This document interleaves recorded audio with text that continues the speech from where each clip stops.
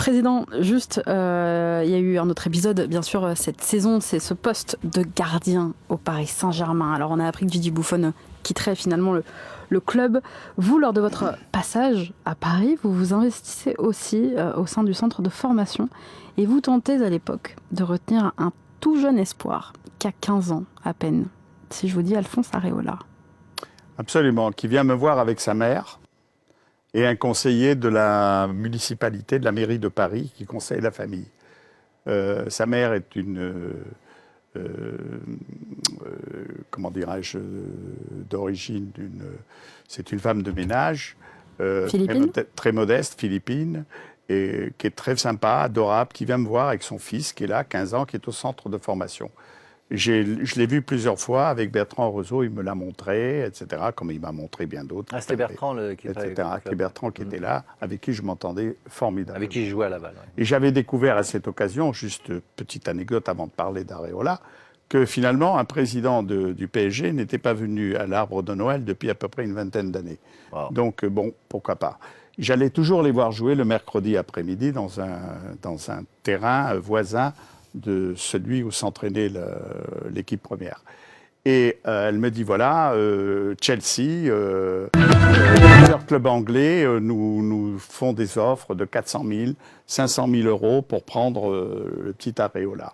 Vous imaginez par rapport au train de vie, évidemment, de cette femme, ce que ça représente, c'est énorme. Bertrand Rezeau, il tenait beaucoup à Areola. Moi, j'ai trouvé ce garçon extrêmement bien élevé, extrêmement sympathique. Et puis, se donnant à fond, justement, j'ai été allé le voir dans ses prestations 2 ou 3 fois. Et j'ai donc décidé d'attendre ses 16 ans, puisque le règlement, je l'ai expliqué à Mme Areola, le règlement m'imposait de le salarier seulement à l'âge de 16 ans. Et elle a attendu avec son fils.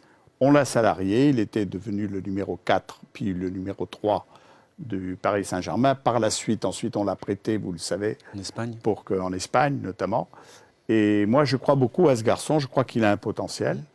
Et il faut le faire jouer, il faut le garder. Alors, on me dit qu'on est en train de chercher un autre gardien, possible, Navas. On parlait du Real Madrid tout à l'heure, justement. Du Real, parce que Thibaut Courtois ne supporterait pas la concurrence, que le Real l'a payé assez cher, Thibaut Courtois, pour finalement ne pas l'exploiter, ne serait-ce que sur le plan du marketing, et que Navas, éventuellement, viendrait au Paris Saint-Germain. Je ne sais pas si c'est vrai, si les tractations existent vraiment ou se poursuivent. C'est dommage, une fois de plus.